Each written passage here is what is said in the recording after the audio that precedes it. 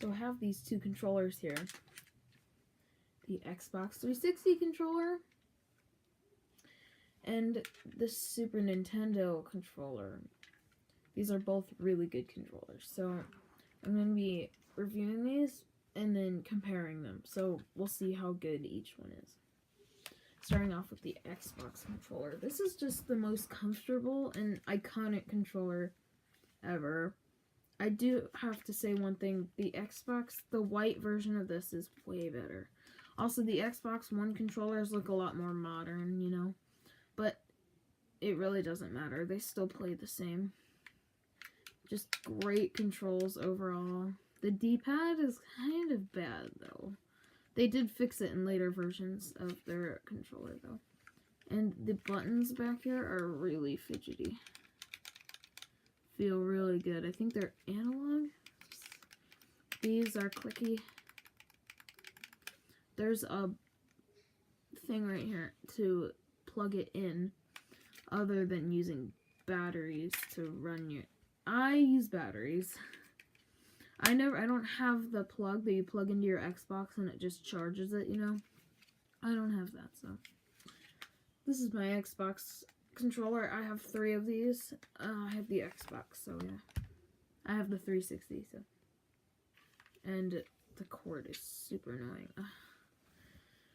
Just realized how annoying a cord is. This is the Super Nintendo controller, but this is the classic one. But they're the same controller, so. This is the front of the controller. This is the back side. So on the side, you can kind of see that it's a little bit slanted to give more comfort. But if you have big hands, I have really big hands, so it's kind of small. But that's okay. You can just hold it like this, not like this. No one holds the controller like this if they have big hands. You hold it like this. This is how I hold it. But yeah, this thing's really nice. So, the shoulder buttons are the most fidgety things in the world. Anyway, then you've got the start and select buttons, were like made out of plastic. I mean, rubber. These are made out of a nice plastic. And this is made out of a hard plastic. And the whole controller,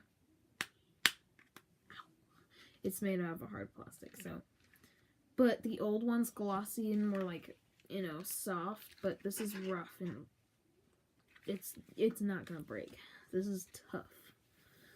The cord is about almost 3 feet long. It might almost be 4 feet. I don't know how long it is, but it's almost my arm span, so I actually have no idea how long this cord is.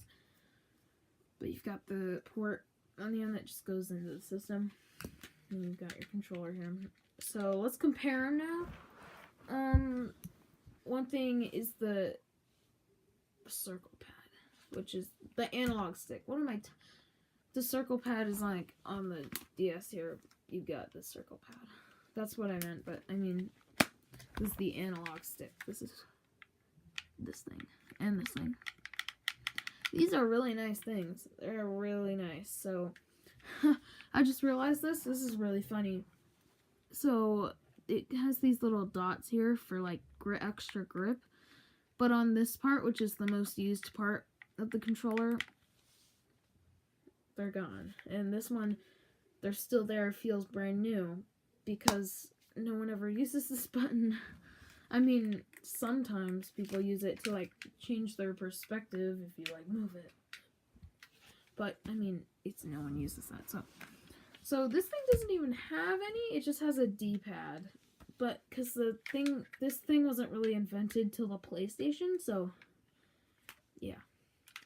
We're going to be comparing these. So, you have the D-pad, which is still on controllers to this day, but they also have the analog stick, so it is a lot better. So, it can also be doubled as a button. Same on here. So can these analog sticks. And these buttons, and this button, this button. There's a lot of buttons on the Xbox 360 controller, but you don't really need to look down to know where they are. the sad thing is, since I have a Nintendo and an Xbox controller, they put their A, B, X, and Y in different. They put their A and B's in different sections. You can see this right here, A, B, B, A. So I always get B on the bottom and A on the bottom confused. So, gosh dang it. But yeah, it's pretty annoying. So size.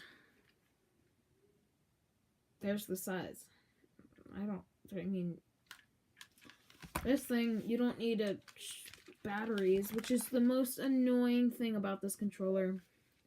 The batteries. I hate getting batteries for this thing. You just have to fill it up every time. That's stupid. It's dumb. Getting batteries for this thing is just annoying. At least they added this plug thing to plug it into the Xbox. But why would you need to do that? Usually you just buy the console and you're fine. Like this thing. So yes, I'm happy that you don't need to put batteries in this thing or anything. Because it's not it's a wire controller. It's not wireless like the Xbox. But the thing about this thing is it doesn't reach too far. It's pretty short. The shoulder buttons, I'd say they're both really fidgety. They're the most fidgety parts on the controller. But the Xbox one just feels more natural and really nice to, do. But this thing, they just feel really loud and annoying, but it's fun to click on them. That'd be a good ASMR. For comparison, this has a start and select button. This just has a start button and a back button. But whoever used the back button? I don't remember using the back button when I used to play on this thing. Also, oh wait, never mind. The start button was very important in some games, so yeah. This is the Xbox controller, and this is the Super Nintendo controller. I hope you guys enjoyed. Both of them are good, but the Xbox, I have to give it to the Xbox 360. It's got a lot, it's more iconic and everything, and it's very good. So, if you have an Xbox, you want to get an Xbox, get the Xbox One, not the 360. The 360 is kind of old. Get the Xbox One. Also, the Xbox One's just way better. They're trying to make it as cheap as you can get it, and that's good. And if you want a Super NES Classic, go ahead. It's $80. Comes with 2 controllers. I don't know how much the original Xbox 360 came with, but I have 3 controllers, so 4 trainers, 4 islands, 4 okay. This is really cringy. Side note, did anybody have like a million of these? I have too many. I have 6. 6. I need to end my memes. I will end with one last meme. Big Chungus